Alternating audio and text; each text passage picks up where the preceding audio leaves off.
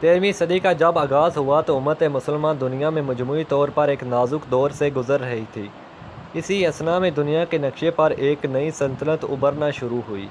جہانگیر خان کی قیادت میں منگول سے تعلق رکھنے والی ایک خونخوار فوج نے اپنی سلطنت کی توسیع کے لیے دوسرے علاقوں پر یلغار کی۔ تو ایک طرف مشرقی یورپ سے بڑھتے ہوئے وسطی یورپ تک پہنچے، دوسری طرف سائبیریا، برصغیر چین اور خطہ خارج تک اپنی طاقت کا لوہا منوانے میں جلد کامیاب ہوئے۔ منگول فوجوں نے ظلم اور بربریت کی جو داستانیں رقم کی، وہ رہتی دنیا تک اپنی مثال خود ہیں۔ منگولوں کے ظلم کے آگے تمام بڑی سلطنتیں دم توڑ رہی تھیں۔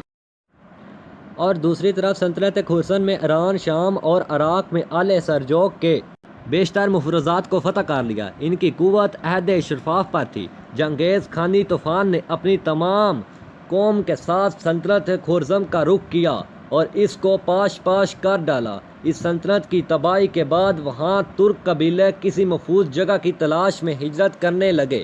ان میں زیادہ تر قبیلے چرگاہ اور خانہ ببوش تھے۔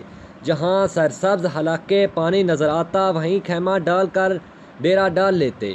ان ترک قبیلوں میں سے بعض ایران اور شام پہنچے، جبکہ کچھ نے مصر کی جانب ہجرت کی۔ ان ترک قبیلوں میں سے ایک قبیلے کا نام کائی قبیلہ تھا۔ یہ باقی قبیلوں سے کچھ بڑا اور طاقتور تھا۔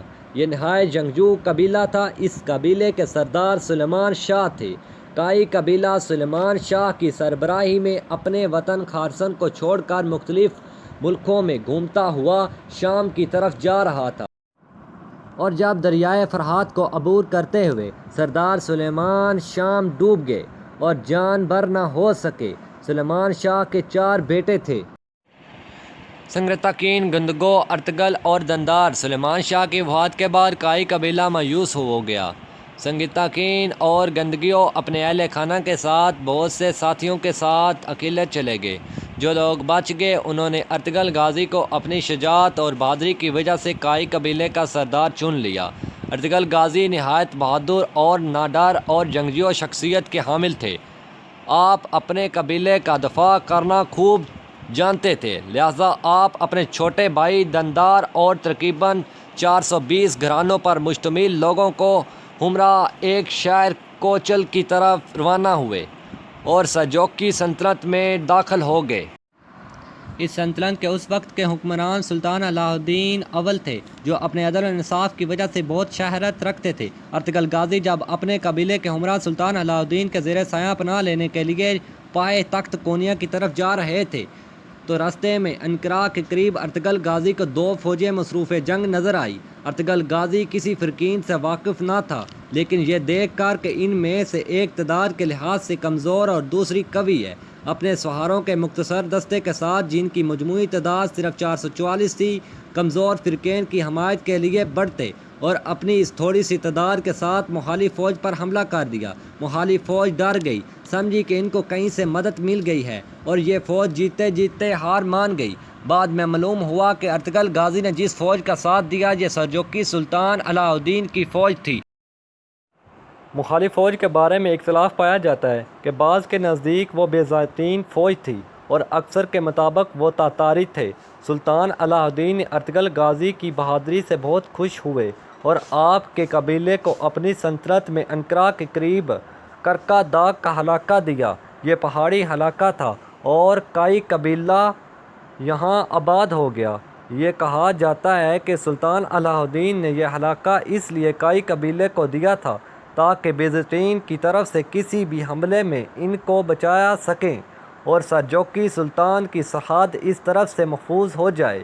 سلطان نے ان کو اجازت دی کہ سرحد کے ساتھ والے علاقوں کو فتح کرے اور ان کو اس سلطنت میں داخل کرے۔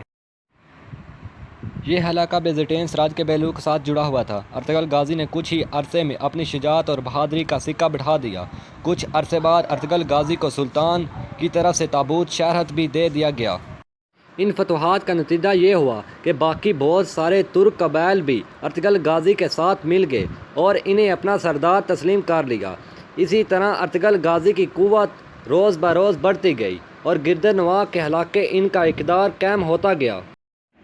سرحدی علاقوں میں جنگ کا سلسلہ عموماً جاری رہتا تھا اور تاتاری حملوں کا خطرہ بھی کبھی ختم نہ ہوتا تھا۔ ایسے حالات میں ارطغرل غازی جیسے دلیر سرداروں اور نائب کی فتوحات سے سلطان علاء الدین کو بچایا ایک اطمینان نصیب ہوا اور اس نے ارطغرل غازی کو مزید انعامات عطا کیے۔ چنانچہ جب لہنی شہر اور برحصہ کے درمیان جنگ میں ارطغرل غازی نے سلطان علاء الدین کی نائب کی حیثیت سے تاتاریوں اور بزنطیوں کی ایک مشترکہ فوج کو شکست دی تو سلطان علاء الدین نے اس کا صلہ میں اس کے شہر کو بھی ارطغرل غازی کے سپرد کر دیا اور اس پوری جاگیر کا نام سلاطونی رکھا۔ ارطغرل غازی کو اپنی فوجی دستے کا سپہ سالار مقرر کیا۔ اس وسیع علاقے میں کثرت سے چراگاہوں اور زرخیزی زمین کے علاوہ متعدد قلعے بھی تھے۔ سلطنی کے زیادہ تر حصے پر خود سر میروں کا قبضہ تھا اور اس جاگیر پر اپنے تسلسل قائم کرنے کے لیے ارطغرل غازی اور اس کے بعد اس کے بیٹے عثمان غازی کو مدتیں جنگ کرنی پڑی۔